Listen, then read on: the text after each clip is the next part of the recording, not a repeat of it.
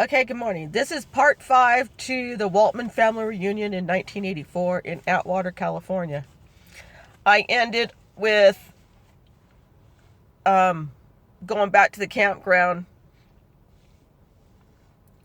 but before we had left Grandma Waltman's house, Grandma Waltman had made me soup, vegetable, minestrone, something like that, broth, something along those lines.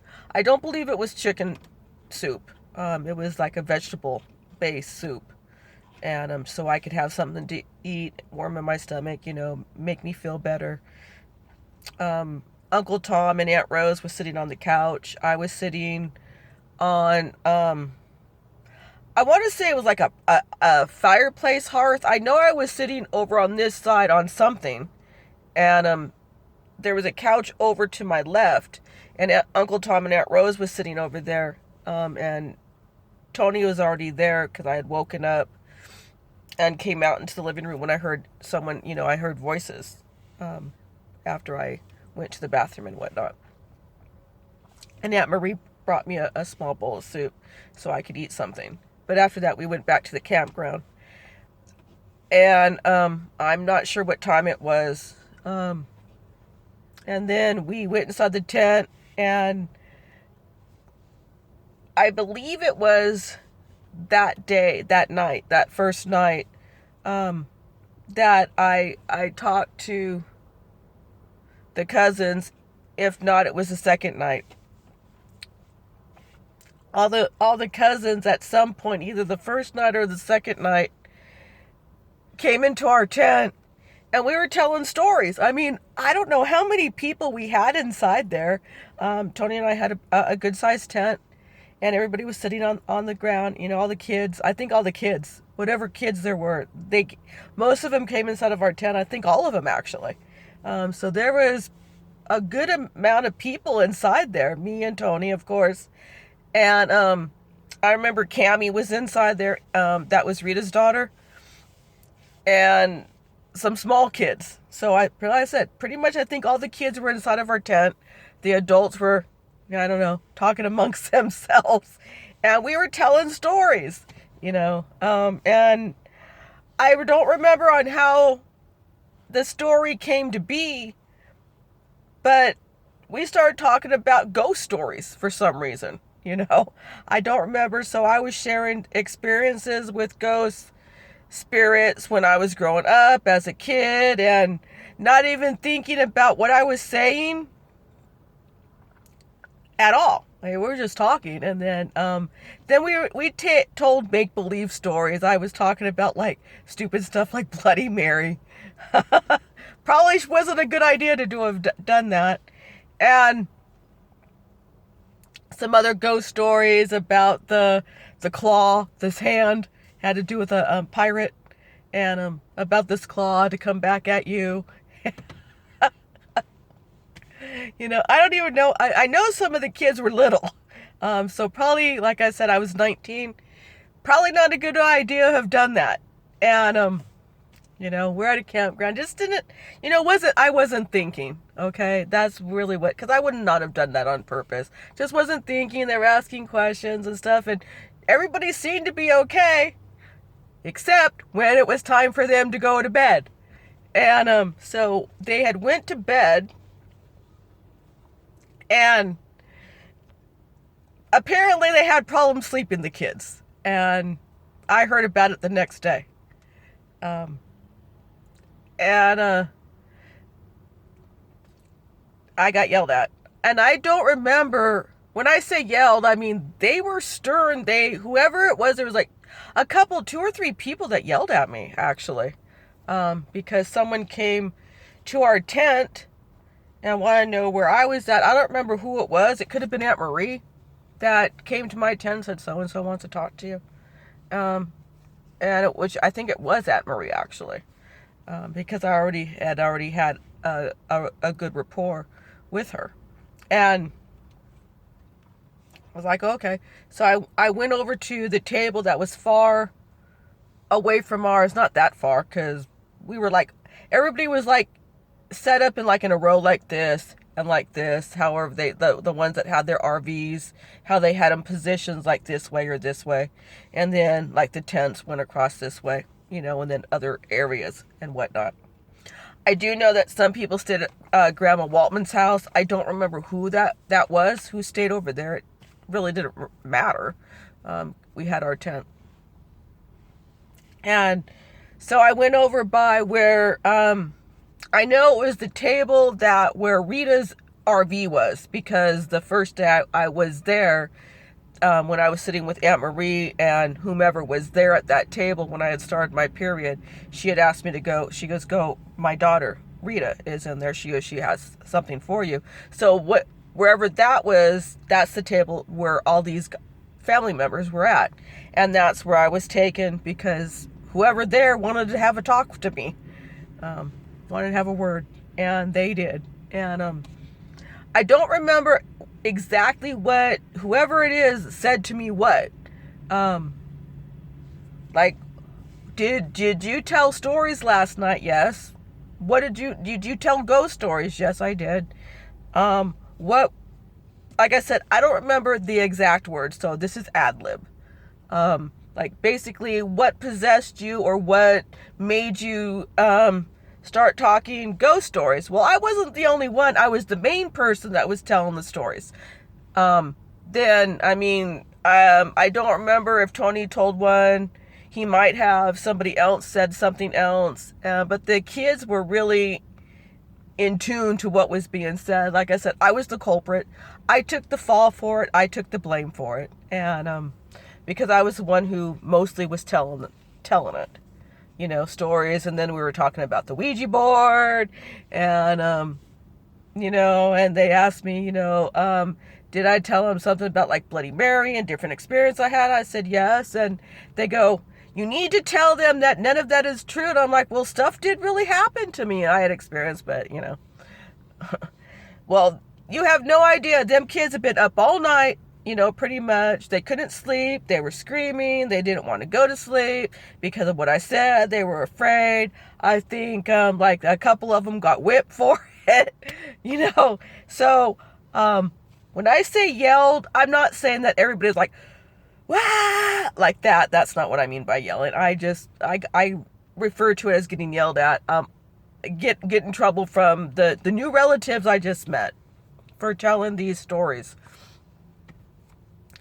I apologized, and then nobody wanted to talk to me.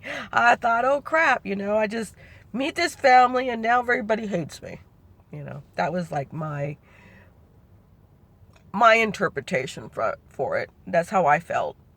And so anyway, one of the ones that were yelling at me, I think if I have to put a name to it, I would say Aunt Faye, Aunt Sharon, but there was another person. There was 3 women that yelled at me or scolded me or got after me about, telling the kids all these ghost stories. And so when they were done saying whatever they had to say, they wanted to say to me, one of them looked up and says, you can go now. I thought, okay. Turn around and walk back towards my tent. And my feelings were hurt. I felt bad because I got yelled at from a family that ended up becoming my family. I just actually slowly didn't know it at that moment. I think I had a good idea. And I was like, I blew that one. And so I go inside my tent, and Tony comes in. He goes, what's wrong? I said, they just yelled at me. He goes, who? And whoever was at that table, like I said, I don't remember. I had met everybody, actually. And so I don't remember who was sitting there. Like I said, I believe it was Aunt Faye, Aunt Sharon. There was somebody else. There was three people that I get yelled, lectured, gave me a talking to about it. Aunt Marie didn't. She was sitting there when the conversation took place, but she's not one that said anything to me. And anyway, I started crying. I told Tony, I says, now they hate me. He goes, I don't think they hate you. Don't worry about it. And so he came outside the tent. I was in there crying. And here comes Aunt Marie. And where's Teresa? I hear here outside the tent. He goes, she's inside the tent. He goes, she, she's like, she goes, is she okay? And he goes, no. He goes, she's crying. And so Aunt Marie comes into the tent, and I was facing away from the entrance. And she calls me to her, and I just like, I said, I poked myself in the eye. I turn around towards her because she grabs a hold of my arm. When I say grab, I don't mean it to be mean, okay? Do not mean it to be mean. It's just my terminology, my way of speaking when I say grab, or took me by the arm, I said would be a better word. And faced her, and I had tears in my eyes, and she knew I had been crying, and she says, what's wrong? And she goes, don't lie to me. And I said, I said, I'm sorry that I said, told stories last night and got everybody in trouble. And now I'm in trouble with the family, you know? And she gave me a hug and a kiss, and she said, darling, she goes, don't let it bother you. She goes, they'll get over it. And she said, if you're going to be a part of my family, you need to grow thick skin. And I didn't know what that meant. And she she, because she had asked me, do you know what that means? And I says, not really. She goes, be tough. You need to toughen up. And I'm like, I'm not like that. And so she had already knew that I had a tender heart. That my feelings could get hurt quickly. And that's especially of people that I love. And I had already loved these guys. I've already indicated that. I met everyone. I saw that they were different than Tony's mom's side of the family. And that's just my opinion. So I'm just throwing it out there. I don't want anybody to get bent over it. That's just how I felt. Because I had a connection already with my future father-in-law, Aunt Marie, and Uncle Tom. And I didn't want no one to hate me. I didn't want anyone to be mad at me. And, of course, I wanted to be liked. So she just like, it's okay. Just don't do it again. And she goes, they'll get over it. But I need to toughen up. She goes, she says, don't take everything to heart when someone says something to you. I was like, okay. Yeah. So, anyway, I go up to the bathroom and come back, and I said I don't remember everything that happened when it actually happened, because this was a course of a couple of days. But the first night, because I had just met everybody, came back, and the first night there, told those ghost stories.